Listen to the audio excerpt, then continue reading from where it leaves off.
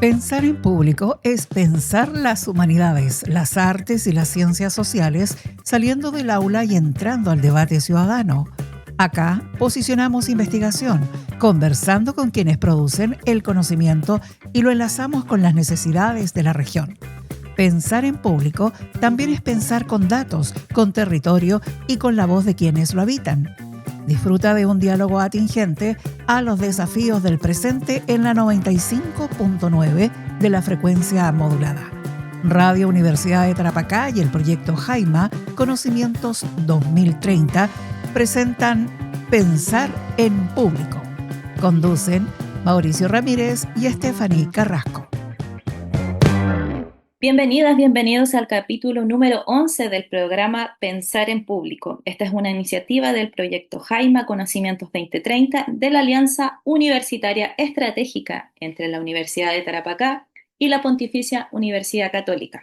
Este es un programa que conecta a la sociedad con las investigaciones que están realizando investigadores de ambas casas de estudios presentes en Jaima.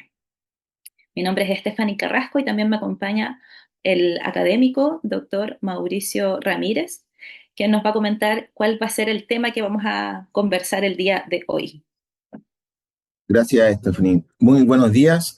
Bueno, el día de hoy vamos a conversar sobre un tema que es muy interesante para aquellos que somos papás, para las mamás, para apoderados, profesores y docentes en general, y también ciertamente para investigadoras e investigadoras y el público en general acerca del uso de pantallas y las redes sociales en adolescentes. Y para conversar sobre este interesante tema, hoy día nos conectamos desde Inglaterra con el académico, el doctor Daniel Pérez Zapata. Hola Daniel, buenos días. Hola, buenos días Mauricio, Stephanie y a todas las personas que están escuchando. Bueno, Daniel es magíster en Ciencias Sociales Aplicadas por parte de nuestra universidad, también es psicólogo, egresado de nuestra Universidad de Tarapacá, tiene un máster en Psicología Cognitiva por la Universidad de Queensland en Australia y es doctor en Psicología de la Universidad de Birmingham en el Reino Unido. Y la investigación que Daniela ha desarrollado principalmente se centra en sobre cogniciones sociales y últimamente cómo el uso de las redes sociales influyen en la salud mental y en las competencias sociales. Así que te agradecemos, Daniel, por darte el tiempo. Sabemos que hay una diferencia horaria, pero también sobre todo por querer compartir con nosotros y también con la radio de tu universidad en la cual tú te formaste y estudiaste. Así que muchas gracias por estar acá. Muchas gracias a ustedes por la invitación. Es un agrado para mí estar en este espacio de la Universidad de Tarapacá. Y no solamente yo estudié ahí, sino también nací y fui criado en Arica. Arica Ricky. siempre Arica. Sí, recordamos que estamos por la 95.9 FM, la estación universitario Radio Universidad de Tarapacá. Bueno, Daniel, como bien decía Mauricio, tú estudiaste acá, hiciste un magíster, también hiciste investigaciones en otros temas como la salud, trabajadores de la salud, pero te comenzaste a especializar y bueno, cabe destacar que estamos conectados contigo desde Inglaterra, allá desde en Birmingham. Y tú estás ahora haciendo una investigación mucho más acabada respecto al uso de las pantallas y también el uso de Internet en jóvenes. Sabemos que esto es un cambio generacional porque si bien nosotros utilizamos las pantallas, utilizamos el Internet, esto lo adquirimos ya siendo adultos, sin embargo los jóvenes lo tienen desde que nacen. Entonces mi primera pregunta para ti es, ¿por qué te interesó estudiar esto? ¿Por qué específicamente estudiar el uso de las pantallas, el uso de Internet en la población general, pero también en jóvenes? Sí, esa es una muy buena pregunta que podría responder de varias maneras, porque como todas las cosas en la vida, yo creo que hay un poco de intencionalidad, pero al mismo tiempo hay también oportunidades que uno decide tomar alrededor que existían en ese momento en particular. Yo el año pasado, para contextualizar un poquito, yo hice aquí mi doctorado en la Universidad de Birmingham en psicología y estudié cognición social, teoría de la mente, coordinación y específicamente en niños de aquí de Reino Unido y también en adultos de diferentes partes del mundo. Incluso hicimos un estudio con Chile.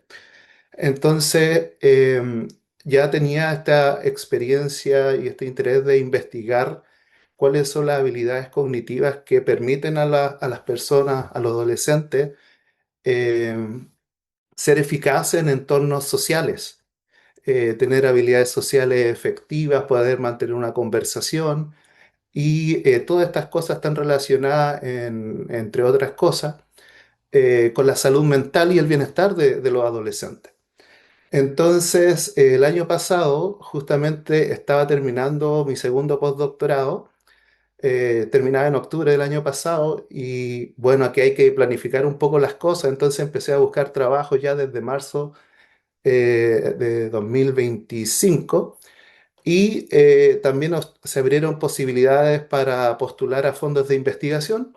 Postulé a un fondo de investigación que se abrió en marzo y justamente este fondo de investigación lo que estaba haciendo era incentivar la investigación en adolescentes, específicamente adolescentes entre 9 a 24 años, em, y ver cómo el uso de celulares, cómo el uso de redes sociales, incluso de inteligencia artificial, influye sobre la salud mental y también sobre las habilidades sociales de los chicos. Porque obviamente, aunque el debate público está muy relacionado con la salud mental, hay muchos factores em, como las habilidades sociales que se vinculan estrechamente a que los adolescentes y también nosotros las personas tengamos mejores indicadores de bienestar y también mejores indicadores de salud mental, menos depresión, eh, menos síntomas ansiosos, menos síntomas ansiosos, de estrés y mayores niveles de satisfacción con lo que nosotros podemos hacer. Entonces aproveché la oportunidad que se estaba dando con este fondo y afortunadamente para mí pude ir pasando etapas y finalmente me pude adjudicar este fondo que son más o menos como 430 millones de pesos en, en, haciendo la conversión de los pounds de las libras. Y este es un proyecto que dura 3 años, es un estudio longitudinal. Un estudio longitudinal significa que no solamente vamos a estudiar a las personas en un tiempo determinado, sino que vamos a hacer un seguimiento al menos de 18 meses y nosotros pretendemos que este seguimiento sea cada 6 meses.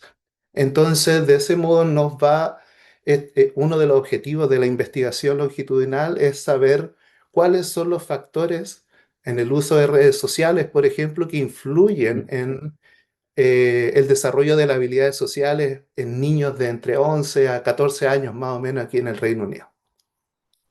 Súper. Wow. Mm. Es un proyecto que es muy interesante, claro, como tú decías, el hecho de que sea longitudinal también da como la posibilidad de tratar, perdón, de obtener conclusiones que sean más certeras, por decirlo, ¿no? Claro, claro, es sumamente importante eso porque hay mucha información que está dando vueltas sobre el uso de redes sociales y de teléfonos que se basan en algunos diseños de investigación o estudios que tienen que ver con un solo punto en el tiempo. Eso Claro, se llama investigación transversal. transversal. Sin embargo, hay otros tipos de diseño que son mucho más costosos en términos de tiempo, de personas involucradas, que tiene que ver justamente con seguir las personas en el tiempo y saber qué causa qué cosa, por ejemplo. Y nosotros esperamos que con este tipo de estudios nosotros podamos ir desentrañando ese tipo de problemáticas, porque muchas veces uno no sabe, por ejemplo, si es el uso excesivo de redes sociales lo que causa o lo que genera, por ejemplo, síntomas ansiosos, o puede Claro, ser que los síntomas ansiosos sean los que provocan que uno utilice más redes sociales.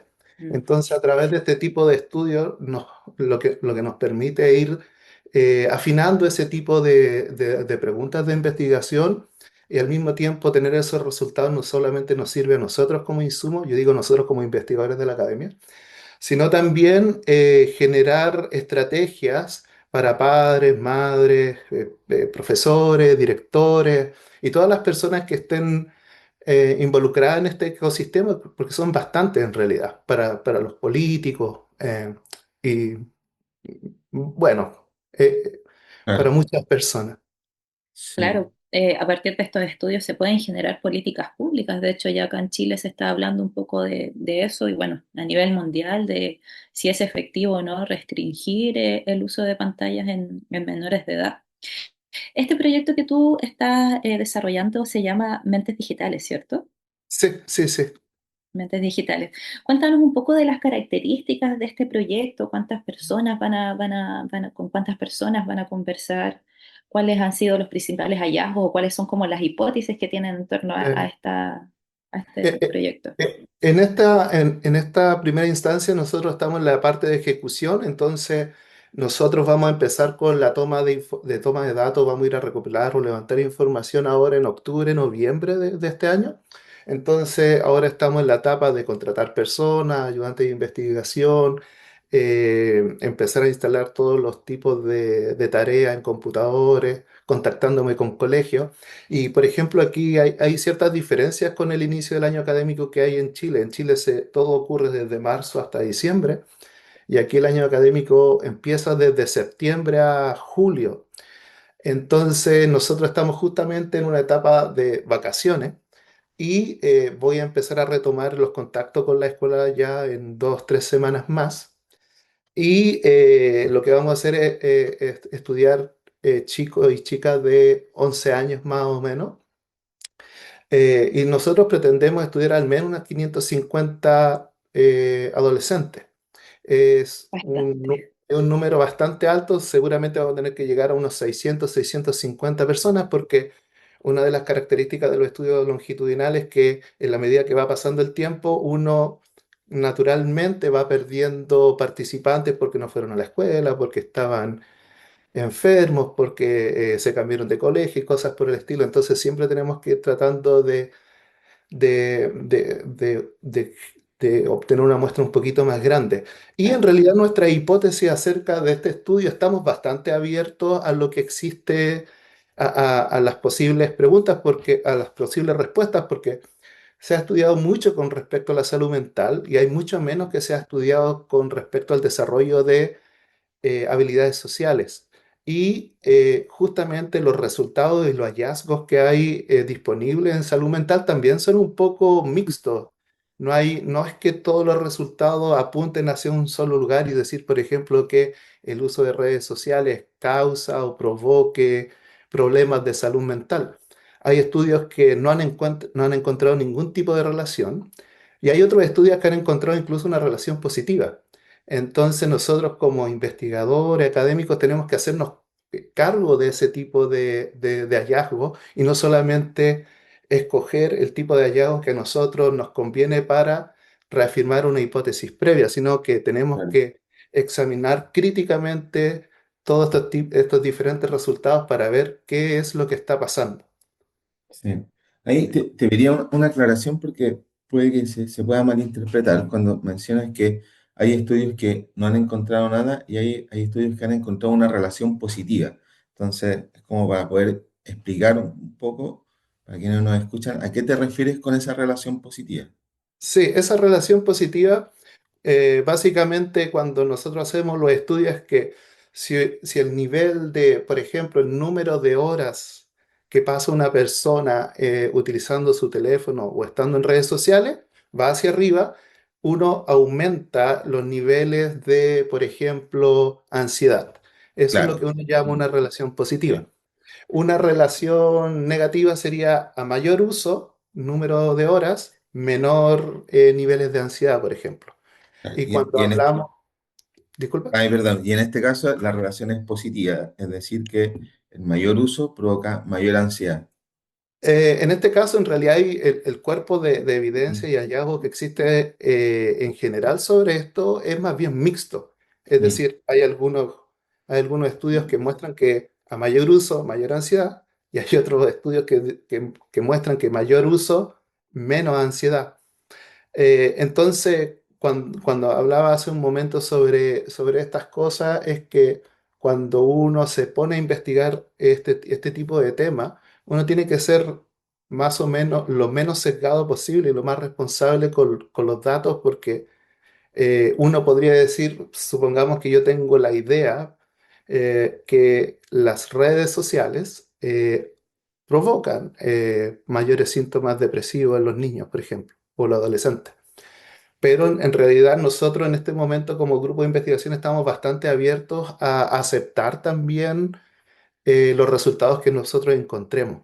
Entonces, un poco también verlo desde cierta distancia. Claro. Yes. Nosotros hemos conversado previamente, Daniel, y claro, algunas de las veces que tú me contaste me decías que cuando tú hablas sobre esto, en ocasiones puede pasar que los padres, y nosotros también acá en la universidad, podemos ver que los padres se sienten como un poco atacados, es decir, que hay que cuidar el uso, y está también una respuesta que a veces los padres, madres dicen, bueno, es que también yo estoy cansado.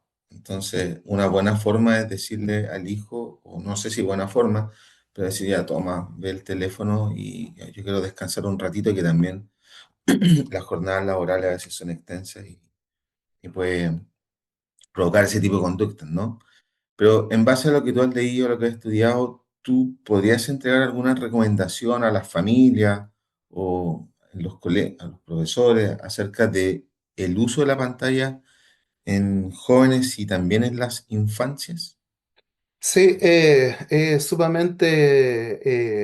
verdad lo que estás diciendo, genera rápidamente emociones encontradas este tema. Hay personas que les gusta, hay otras personas que les carga la tecnología, hay personas que son indiferentes y es así. Y desde ese punto de vista yo creo, yo tengo un respeto bastante fuerte por por los estilos parentales, cómo las personas quieren criar a sus hijos, a sus hijas, adolescentes, y eso queda a decisión de cada una de las familias. Entonces yo podría aquí generar algunas recomendaciones más bien genéricas y obviamente tienen que ser evaluadas caso a caso. Con respecto vamos a las infancias primero.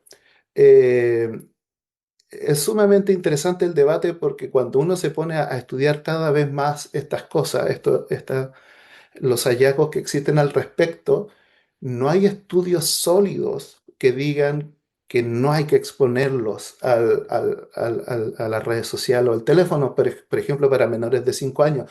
Sin embargo, uno cuando también uno apela a su experiencia anecdótica, cuando está viendo a los niños, las niñas interactuando y uno ve que las personas están un poco pegadas, como que están encerradas en ese mundo con el celular o con una pantalla, uno está viendo también que está perdiendo el tiempo o puede estar como hipnotizado con la pantalla. Entonces, hay ciertos principios que las asociaciones de médicos o pediatría señalan en estos casos. Por ejemplo, a los menores de 2 años se recomienda que no tengan horas de pantallas de ninguna manera. Y si es que hay horas de pantalla, ojalá, o si hay tiempo de pantalla, ojalá que esos tiempos sean alrededor de media hora o cosas por el estilo y que siempre hay un adulto acompañando al infante.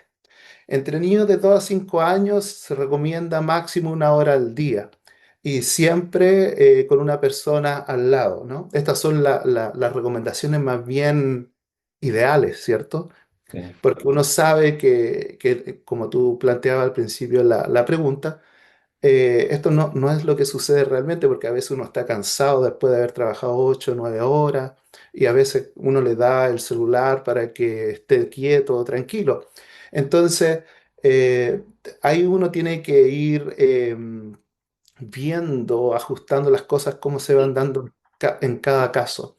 Em, para los adolescentes, en particular cuando estamos hablando de adolescentes son 9 años para arriba, por lo general ya no se habla tanto del número de horas. Si bien hay cierto uso excesivo, que puede ser más de 5 o 6 horas, eh, también se ha ido un poco debatiendo este concepto y esta medida que es solamente medir las horas de uso, sino más bien se está claro. tratando ahora de eh, estudiar más cómo se usa la tecnología, cómo se usan las redes sociales.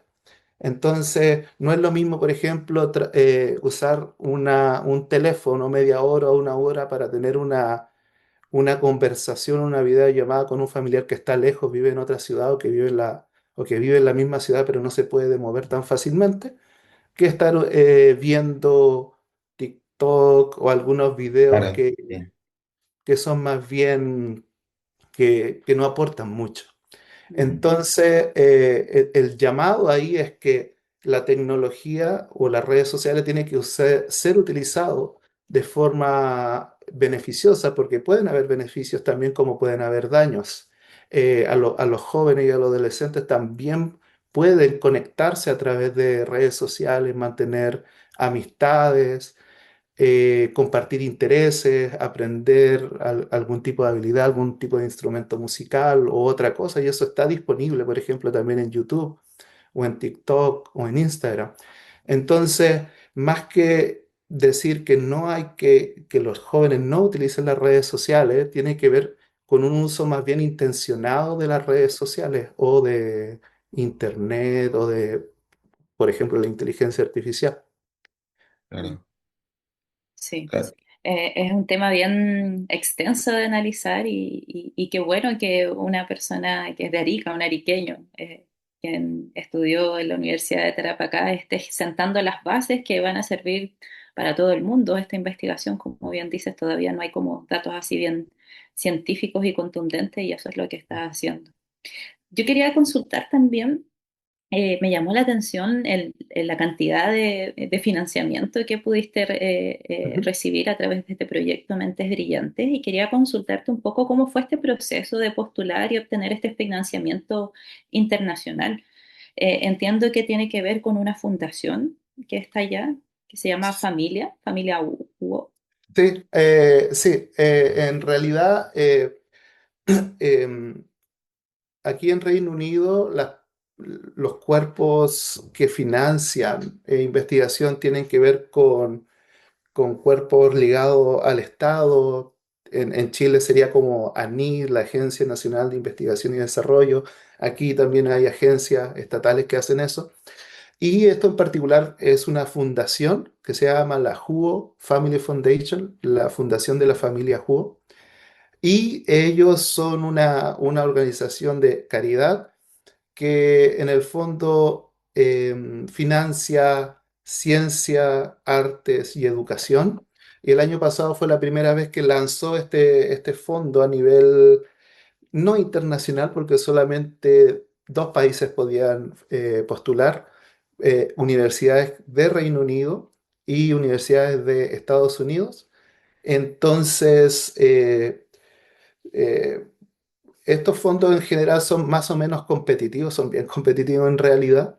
Y tuve la oportunidad de trabajar con algunas personas aquí en la Universidad de Birmingham que me apoyaron bastante, que hay un ecosistema de personas y profesionales que apoyan este tipo de postulaciones, no solamente los investigadores, los profesores, sino también hay personas administrativas que van guiando en la formulación de cómo escribir algo, de cuáles son los montos permitidos para postular a todo este tipo de cosas. Y, tuve la posibilidad de ganarme este fondo después de responder eran como tres fases y afortunadamente pude pasar las tres fases y adquirir este fondo. Luego supe que habíamos ganado este fondo solamente 6 personas y los pude conocer en abril de este año. La fundación hizo una reunión cerca de Windsor Castle, por ahí y pude conocer a los investigadores que venían. Había otra persona de la Universidad de Birmingham y las otras personas eran de Estados Unidos, de la Universidad de Yale, de Harvard, de la Universidad de California, Los Ángeles. Entonces, ahí me di cuenta que si bien el fondo era relativamente nuevo, igual se había masificado para que personas de muy buen nivel se hubieran adjudicado esto. Así que ahora estoy feliz haciendo esto durante 3 años. Excelente. Muchas felicitaciones, Daniel, por todo tu trabajo que estás realizando, dejando bien en alto el nombre de Arica. Sí, y esperemos que te vaya muy bien con esta investigación porque nos va a servir a todas y todos respecto a cómo poder recomendar el uso de las pantallas para las nuevas generaciones.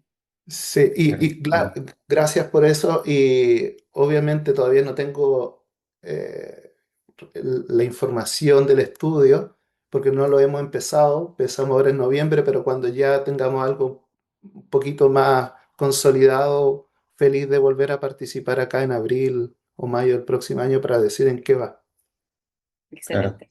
Sí. Y ahí un anticipo, porque a lo mejor podemos hacer algo. Tú vienes a Chile como a fines de este año y ahí estás invitado claramente a hacer algunas actividades con nosotros en la universidad y en Jaima Sí. en Jaima, particular.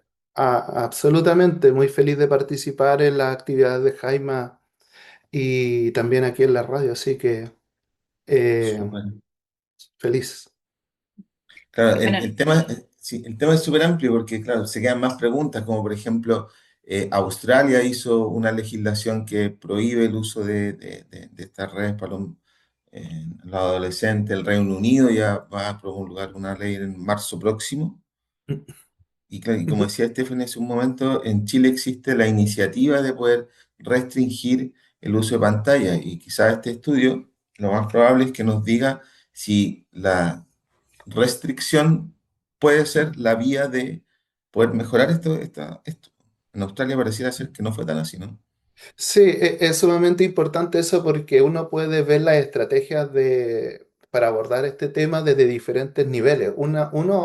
Un nivel puede ser el tipo de restricción, con que nadie pueda acceder a las redes Ujú. sociales.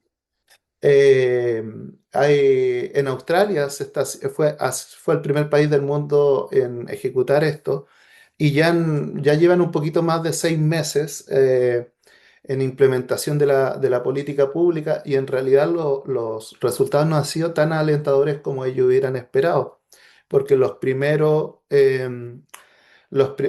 resultados preliminares muestran que alrededor del 80% de los adolescentes aún siguen redes sociales. Mm, Entonces, las políticas de restricción en realidad no han sido efectivas. claro, Ese es un gran caso para ir siguiendo, para ver, para aprender de ellos. Y ahora creo que ayer o antes de ayer Nueva Zelanda también se sumó a que va a pasar un proyecto de ley al respecto. Pero eso es como a nivel más macro, ¿cierto? Nosotros como familia, como los mismos adolescentes, como nosotros como personas, también también podemos intervenir y hacer cosas para mejorar nuestra relación con los entornos digitales, con las tecnologías. Y, por ejemplo, por decir algo, para dejarlo ahí, como nosotros como padres, yo tengo una hija de 11 años, también adolescente, el uso que nosotros, nuestro uso de redes sociales o de celular también modela el comportamiento de nuestros hijos o hijas. Entonces nosotros somos un claro, referente para ellos y ellos aprenden de lo que estamos haciendo nosotros. Entonces es difícil decirle a los chicos y chicas, no usen esto, siendo que nosotros lo estamos utilizando todo el tiempo. claro. Era como hay De que dar el recomendar. ejemplo. Hay que Sí, dar el ejemplo. De repente el mensaje podría ser otro, podría ser algo sí. más matizado. Ujú. Cuando uno era Muchas, chico, el papá te decía, no fumes, que te va a hacer mal prendiendo un cigarro. Promoción así. Exactamente. Sí, Claro. bueno, muchas gracias Daniel por tu tiempo. Esto fue Pensar en Público, capítulo número 11. Les recordamos que estamos todos los miércoles a las 10 de la mañana por Radio Universidad de Tarapacá 95.9 y con repetición a las 5 de la tarde. También este video va a ser subido al canal de Radio Universidad de Tarapacá por YouTube. Así que nos vemos el próximo miércoles. Muchas gracias a todas y todos. sí. Chao. Que estén Gracias. muy Chau, bien. chau. Esto fue Pensar en Público, el programa de Radio Universidad de Tarapacá del proyecto Jaima Conocimientos 2030. Un espacio para pensar las humanidades, las artes y las ciencias sociales en voz alta, con datos, territorio y debate ciudadano. Nos encontramos todos los miércoles entre las 10 y las 10:30 por la 95.9 en la frecuencia modulada.